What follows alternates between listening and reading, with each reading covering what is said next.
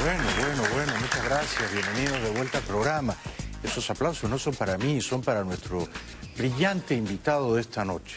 Él es venezolano, es un profesor de liderazgo, ha sido educado en las mejores universidades. Un aplauso para Gilberto Carrasquero, por favor. Bienvenido. Placer estar aquí siempre, Jaime. ¿Cómo estás? ¿Cómo ves la crisis de tu país, Gilberto? Mira, creo que la única manera de estar como venezolano es tremendamente preocupado y dolido, ¿no? O sea, el dolor de nuestro pueblo es cada vez más profundo, ya insoportable, ya para los venezolanos, estos a los que Maduro pretende decir que quieren volver, siguen votando con los pies, como dice Harari, ¿no? Se están yendo masivamente, prefieren irse a pie hasta el Perú que seguir sufriendo el drama humanitario que se vive en Venezuela. ¿Es verdad, como dice Maduro, que la mayoría quiere volver? Por el amor de Dios, la mayoría se quiere ir. La situación es tan grave. Cuando estuvimos aquí hace un año dijimos dos cosas muy contundentemente. Uno, esto no tiene solución pacífica. ¿Te acuerdas que en aquel momento estábamos movilizando el petition a la Casa Blanca para que se hiciera una invasión militar a Venezuela? Sí, lo recuerdo. Cosa que hoy, en aquel momento fue controversial, hoy es mainstream. O sea, hoy por hoy todo el mundo está de acuerdo, salvo algunos colaboracionistas que todavía quedan en Venezuela, pero en general la oposición pensante y beligerante está muy clara en que esta es la única salida. Y lo otro que anunciamos aquí es que la crisis humanitaria iba a pasar de hambre a hambruna, y definimos la diferencia, que una cosa es sentir hambre y otra cosa es que el hambre masivamente se traduzca en una estadística de mortalidad. En Venezuela hay hambruna, en Venezuela el pueblo se está muriendo de hambre y la gente está para sobrevivir yéndose masivamente, lo cual hace que la crisis humanitaria se convierta en un problema regional. O sea, el desparrame de venezolanos hambrientos, o sea, no es lo mismo la migración que se vino a los Estados Unidos hace 10 años, que llegaron con títulos universitarios a montar empresas, etcétera, la que se fue a Europa, las que se van en avión, que esta que se va hambrienta, desesperada, a Cúcuta, a la frontera, a Brasil, han tenido que movilizar tropas. Esto es un problema serio para la región. Es otro tipo de venezolano el que se va ahora caminando, ¿verdad? Bueno, obviamente es una persona mucho más necesitada, poco preparada, le va a ser más difícil sobrevivir y además están desesperados. Entonces hay claramente problemas de criminalidad en la frontera, están siendo, digamos, mal recibidos, rechazados, pasando mucho trabajo. Es una situación muy dolorosa, una situación realmente triste y de alguna manera pone en evidencia el fracaso dramático del modelo de Maduro. A mí me sorprendió, no sé si a ti, que Almagro de la OEA dijera en su visita a Cúcuta que no había que descartar una intervención militar en Venezuela, ¿no? Me parecieron palabras muy bien dichas.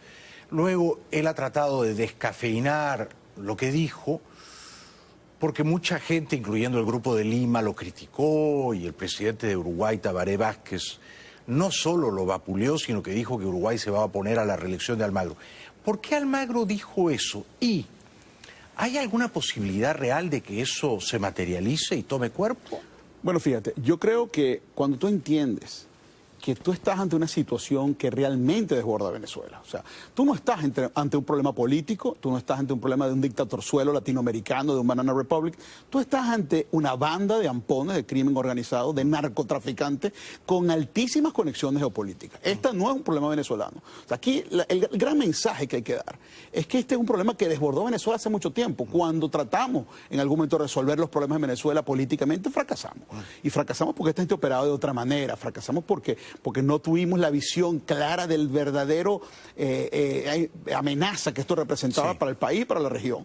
Esto fue creciendo, esto tiene hoy unas implicaciones geopolíticas brutales, no solo, digamos, en la geopolítica global de alto calibre con Rusia y con China, sino en la geopolítica incluso del crimen. Esta gente tiene células de Hezbollah, está claro que son facilitadores del narcoterrorismo y financiadores del narcoterrorismo, y eso es algo que los Estados Unidos tienen ya muy bien estudiado. Esta situación claramente es una amenaza hemisférica y es una amenaza a la seguridad de los Estados Unidos y la verdad, realmente la seguridad del planeta. O sea, esto que está pasando en Venezuela, esta barbarie empoderada, dispuesta a todo. O sea, cuando tú ves las declaraciones de Maduro, cuando ves el cinismo de este hombre, las cosas que dice, tú te das cuenta que ahí hay una persona deshumanizada, que es la definición que hizo Carlos Gustavo Jung de la maldad. O sea, la maldad es simplemente una persona que no es capaz de reconocer en el otro humano. Falta de empatía, exacto. ¿Entiendes? La incapacidad de ver otro humano. Tú ves esta gente que se va y no eres capaz de ver esas almas sufriendo, sino que simplemente ves esto, bueno, que se vayan, estos son traidores y los ves como un problema y por eso estás dispuesto a matar en nombre de quedarte en el poder sin ningún sentido. Porque Esa es la definición exacta del psicópata es esa misma, ¿no? Absolutamente. Ahora, perdona la franqueza, ¿no? Pero solo nos puede salvar Trump, Gilberto. Quiero decir, Justin Trudeau de Canadá, olvídate. López Obrador en México, menos. Duque ya dijo, conmigo no cuenten, muchachos. El grupo de Lima ya le jaló las orejas a Almagro. Entonces, para hablar crudamente, el único que podría usar la fuerza para salvar a Venezuela es Trump. ¿Se atreverá?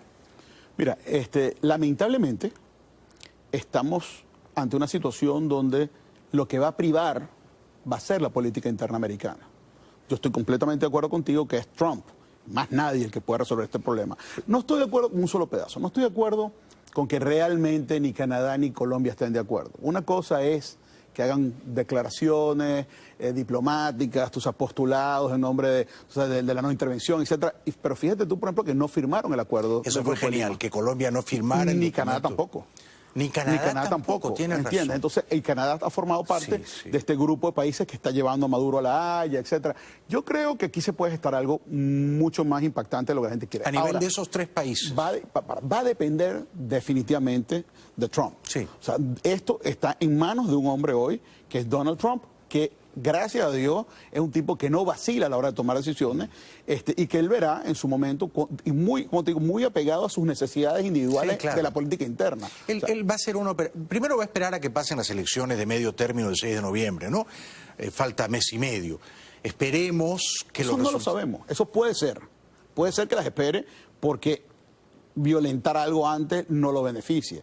Pero si él ve que se le complican los midterms, a lo mejor su especulación es otra. Bueno, si él hace fríamente un cálculo costo-beneficio de intervenir militarmente en Venezuela, ¿cuál sería el beneficio? ¿Cómo lo convencerías tú de que el beneficio supera el costo político? Bueno, en primer lugar, entender que una situación como la venezolana es realmente una amenaza a la seguridad hemisférica de los Estados Unidos. Sí. Que hay financiamiento al narcotráfico, financiamiento producto del narcotráfico al narcoterrorismo.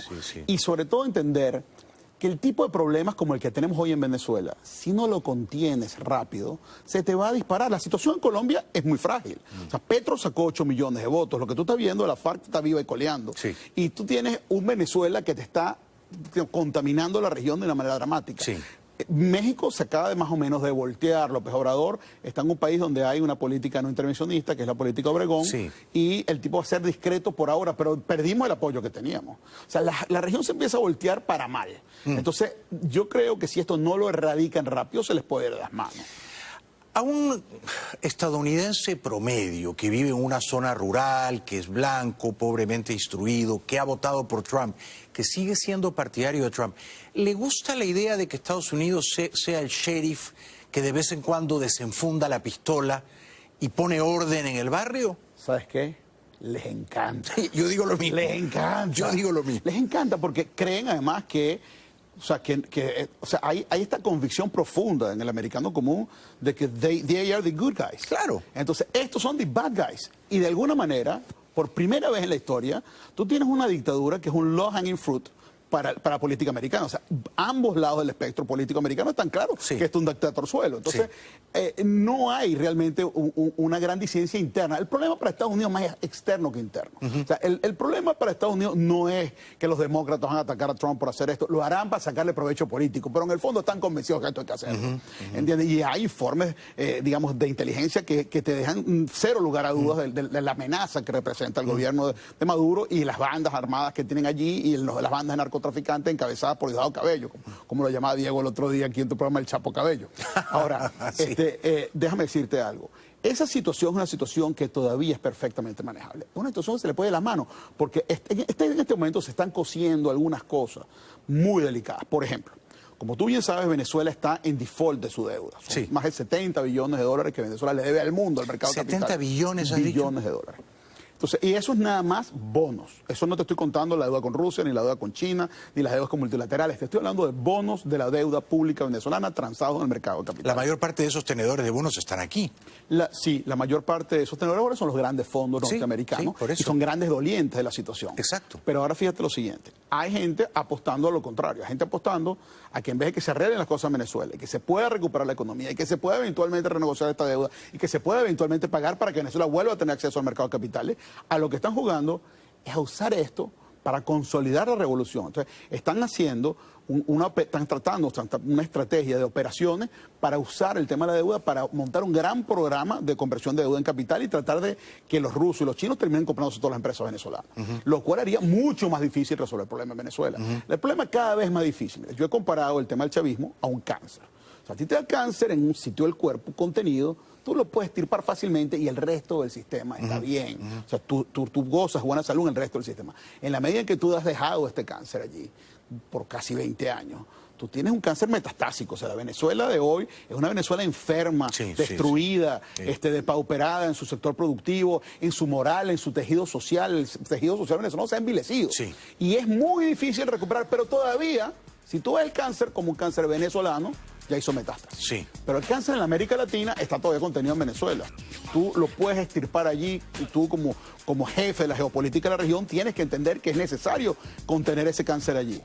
Si tú no lo contienes, cuando se te una Colombia, cuando se te pase para Brasil, se te puede hacer esto un problema realmente inmanejable. Claro, entiendo. Inmanejable. La metáfora es muy elocuente, ¿no?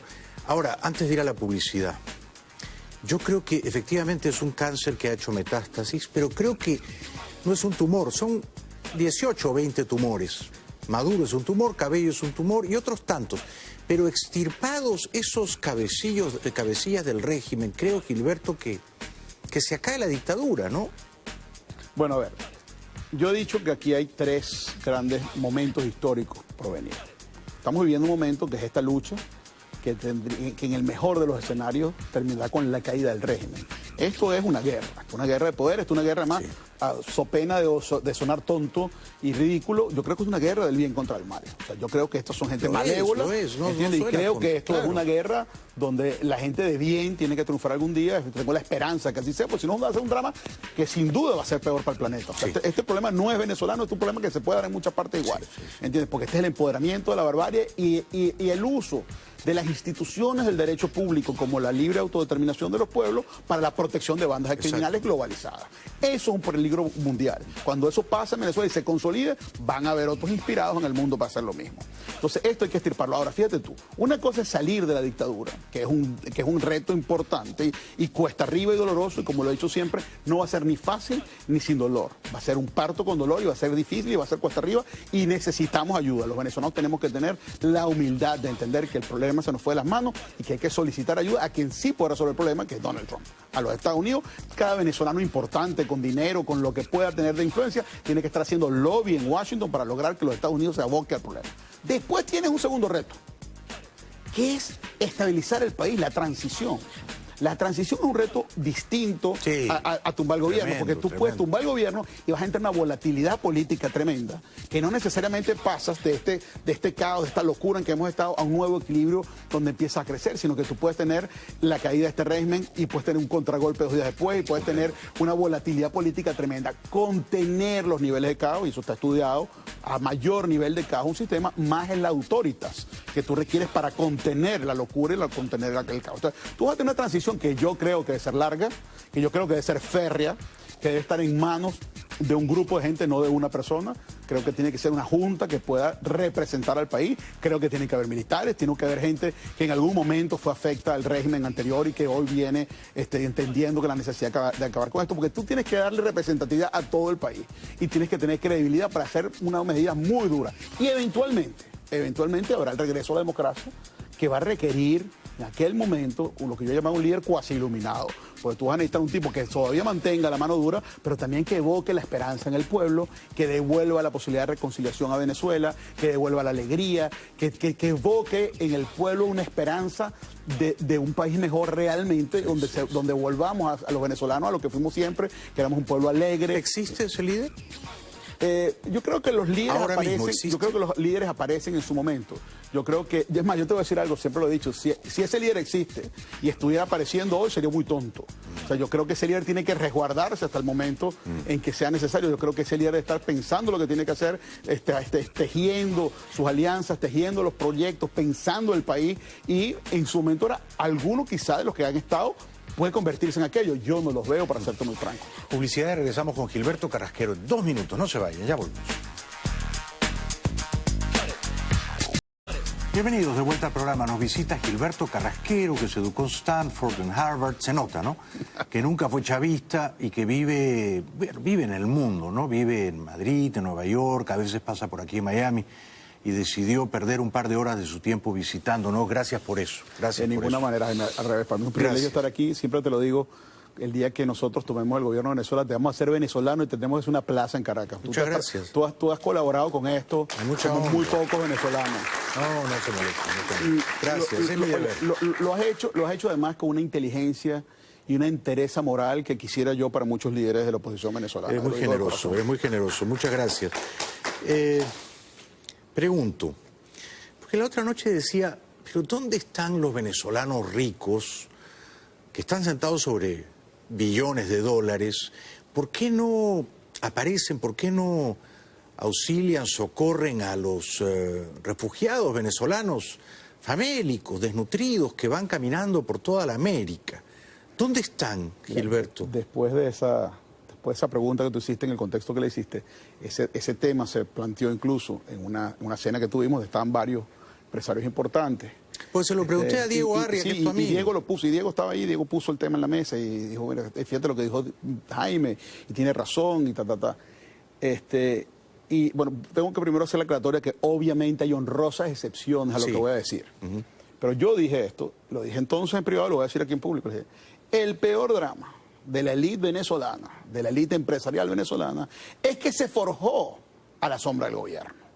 Entonces, no son los ricos de antes, no son los Lorenzo Mendoza, padre y abuelo, no son los Eugenio Mendoza de los años 50 y 60, que crearon sus fortunas creando riqueza, creando empleo, creando empresas, sino son grandes fortunas especulativas. Sí.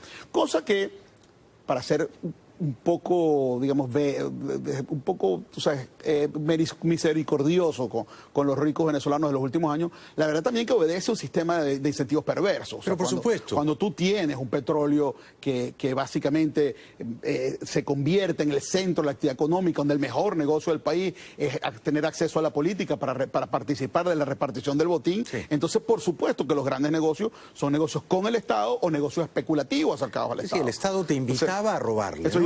En Venezuela, como digo yo, hay ricos de dinero negro y hay ricos de dinero gris.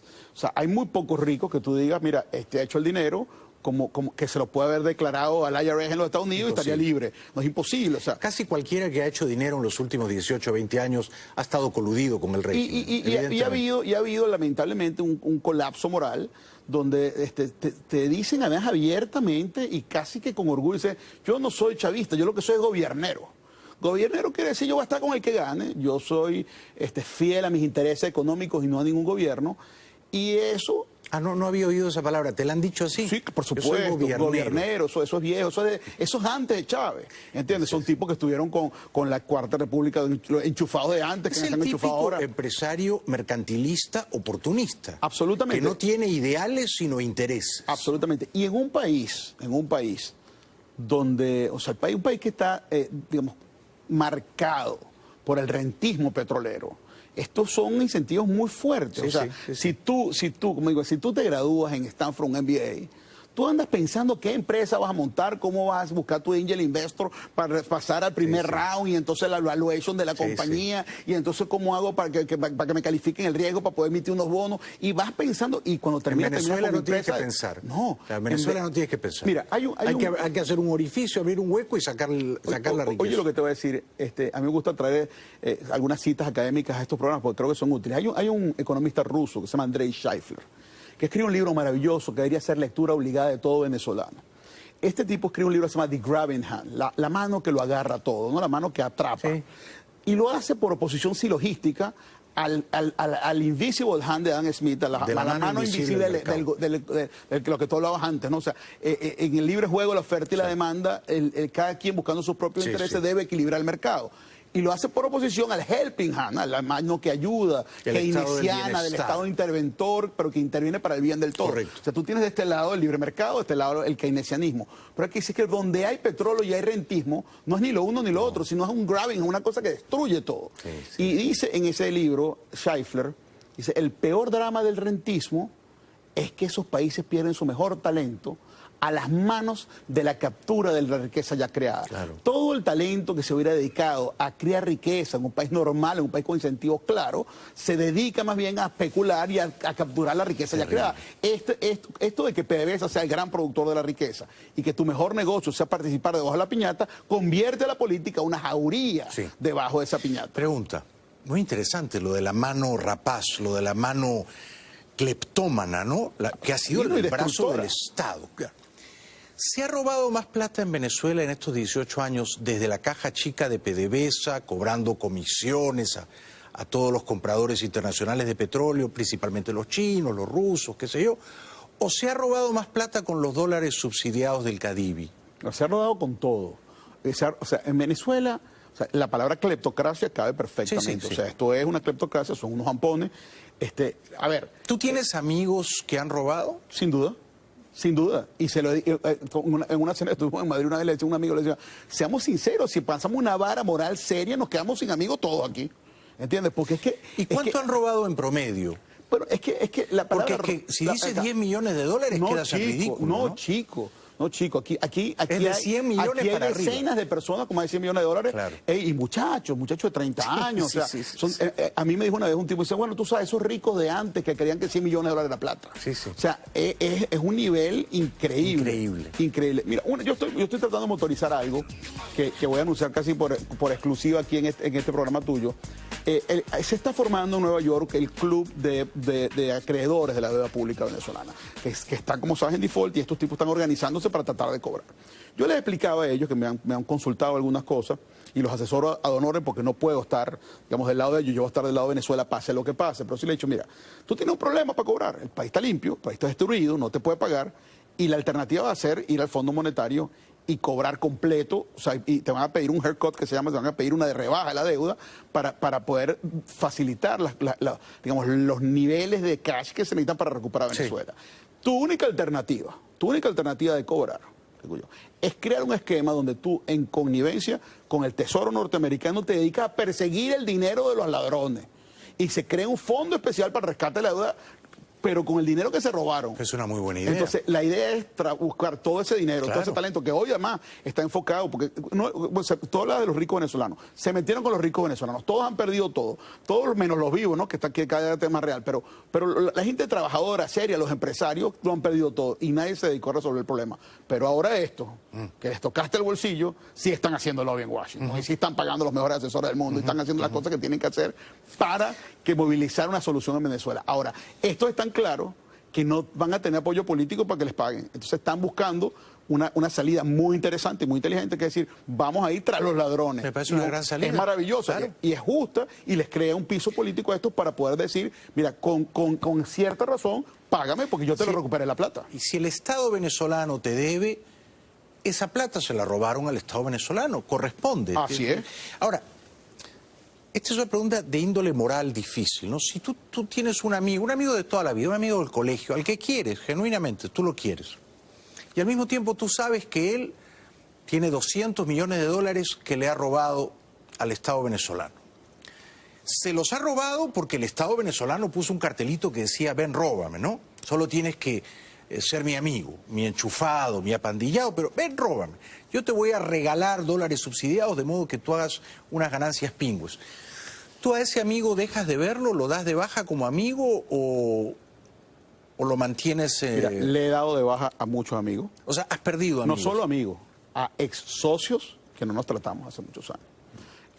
Déjame decirte una cosa, sin embargo, para ser, digamos, exhaustivo en la respuesta y ser sincero... Sí, porque es un tema, ¿no? No, es un temazo. Tremendo. Déjame decir una cosa, yo creo que uno termina convirtiéndose en una suerte de juez moral de sus amigos.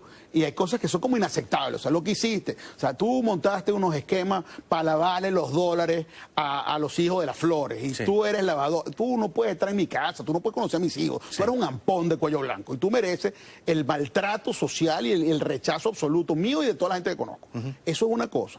Hay gente que se robó los reales con contratos de PDVSA, que me tenían contratos que cobraban, que ni siquiera daban los servicios. Son ladrones. Ahora, hay muchísima gente, Jaime, que se lucró por oportunidades perversas que el gobierno tenía. En el negocio del cambio se hicieron millonarios un gentío, que es totalmente cuestionable, pero que no era ilegal. No era ilegal. Era legal. Entonces te lo dicen, hermano, yo lo que hice era legal, yo lo que hice era perfectamente legal. Y es verdad. Entonces, tú no puedes ser más papista que el Papa y dejar de tratar a gente que lo que hizo fue aprovechar, hombre, que tú puedes incluso hacer un argumento de que es inmoral aprovechar eso. O sea, cuando la gente, por ejemplo, con el tema de los dólares del Caribe, o sea, eso era legal. Si tú lo pedías de verdad para hacer cosas que eran legales, eso no es cuestionable. Ahora, la límite ahí era muy exiguo y muy gris. O sea, cuando tú pedías y sobrefacturabas. Entonces, ¿qué pasa con el que pedía pero sobrefacturaba? ¿Cómo sabes tú quién sobrefacturó? Yo creo que casi todos sobrefacturaron, pero no te lo cuentan. Entonces, es complicado, es complicado. Lo que yo te voy a decir una cosa, yo lo que sí creo es que hay incluso, hay como un momento de corte en Venezuela donde hay mucha gente que estuvo con el gobierno, incluso parte del gobierno, que hicieron negocio con ellos. Pero en aquel momento eran ladrones, eran gente que participó de esa piñata, que participó del desastre, que podemos criticar, pero no eran cómplices de genocidio. Yo te voy a decir una cosa, hoy en Venezuela hay empresarios cómplices de genocidio, son gente que no tiene moral para saber que el dinero que se están ganando hoy en Venezuela está manchado de sangre. ¿Entiendes? Están matando, están asesinando un pueblo, ¿entiendes? Y esta gente está más pendiente de comprarse una empresa, ¿entiendes? Subsidiado al gobierno. El gobierno está ahora en un plan de adjudicación de empresas. Todas estas empresas que nacionalizaron y quebraron, están ahora adjudicándose a los empresarios para que estos empresarios las trabajen y les saquen dividendos. Entonces, eso es de una inmoralidad crasa. Crasa. Entonces, eso es inaceptable. Estoy de acuerdo. Y si lo hace mi hermano, si lo hace mi mejor amigo, no lo trato más. ¿Cuáles son las grandes fortunas ahora mismo en Venezuela, Gilberto? Porque tú conoces el movimiento promiscuo del dinero. Antes eran otras, hace 20 años, ¿no? Pero ahora ya no son los Cisneros, los Mendoza. ¿Quiénes son ahora los grandes billonarios venezolanos? No, son el gobierno y los protegidos del gobierno. Ahora, los más compicos son, o sea, se habla, yo no tengo prueba de nada de lo que voy a decir, pero se habla de que Ramírez tiene más de 10.000 millones de dólares en los bancos. Rafael Ramírez, uno de los hombres más ricos del planeta. Está en Europa. Sí. Los dos hermanos Cabello deben tener 20.000 millones cada uno, ¿no? Bueno, aquello no tiene nombre. Los Rodríguez, o sea, no hay que nombrarlos, se saben. O sea, Jorge y Delcy Rodríguez. Todos estos tipos son unos ampones, son todos cómplices de un narcoestado. ¿Dónde crees que esconden la plata? Mira, eso es interesante, esa pregunta además tiene grandes ramificaciones de orden geopolítico. Fíjate tú, hay hoy por hoy una cosa que se ha llamado en el mundo financiero el movimiento no dólar.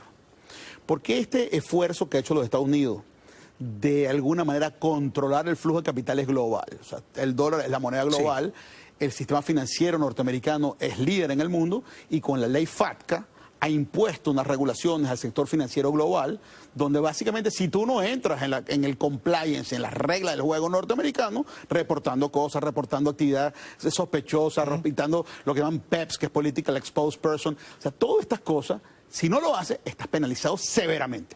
Entonces, hay hoy por hoy, un movimiento importante en el mundo de desdolarizar algunas transacciones. El mundo petrolero particularmente lo está tratando de hacer. Rusia está muy a favor de esto, China está muy a favor de esto. Hoy por hoy se dice que más o menos el 16 al 18% del sector financiero global no es dolarizado ni está bajo la lupa de los Estados Unidos. Está en la clandestinidad. Entonces, bueno, tuviste lo que pasó, por ejemplo, en el Banco de Andorra. Exacto. Y lo que sigue pasando entonces en esta suerte de satélites, por ejemplo, Rusia, Kazajistán, Georgia, son paraísos para esta gente. ¿Dónde tiene la plata escondida? En los Emiratos Árabes. No los tienen en el JP Morgan de Nueva York, sin duda. O sea, pero tampoco más en Andorra. O sea, yo creo ¿Ya que no los tienen en Andorra? No, claro que no. Estarán en China, en Rusia. En Georgia, en muchísimos bancos del Caribe que no son bancos, Claro. que son centros de depósito de su dinero para lavarlo. Son cuevas. Exacto, ¿entiendes? Y son gente que se presta a estas cosas, gente que O sea, el 18% del sistema financiero global hoy por hoy no es controlable. vuela bajo el radar de Estados Unidos. Vuela bajo. Y una de las cosas... Y ahí están los rusos y los chinos. Claro, y una de las cosas que te explica el surgimiento espasmódico, inexplicable del Bitcoin, es que uno de los, digamos, de los constituencies que se beneficia de una moneda como esa es básicamente la criminalidad. Turquía, Estambul, ¿es parte también de eso? Bueno, ya sabes quién maneja Turquía, ¿no? Y cómo se sirve la carne en ese sitio. Por algo habrá parado Maduro ahí también, ¿no? Sí, no sí. solo a comer carne de Además, cordero. él se inspira con las cosas de Turquía.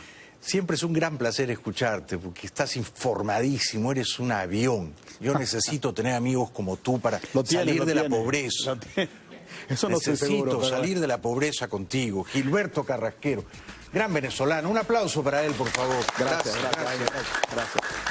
Vuelve pronto. Oye, sí quisiera cerrar con una palabra de esperanza. Yo creo que los venezolanos Dila. tienen que saber que vemos muchas personas trabajando para que esto sí se dé, para que Venezuela sí tenga un futuro, y hay muchos planes andando para lo que se puede hacer al día siguiente, pero hay que ocuparse hoy del día antes, y en eso andamos, y yo sí creo que hay esperanza. Convence a nuestros amigos de Washington En eso andamos. de que saque las pistolas el sheriff. Así es. Un aplauso para Gracias, Gilberto. Gracias. Gracias a ti. Regresamos. Ya volvemos.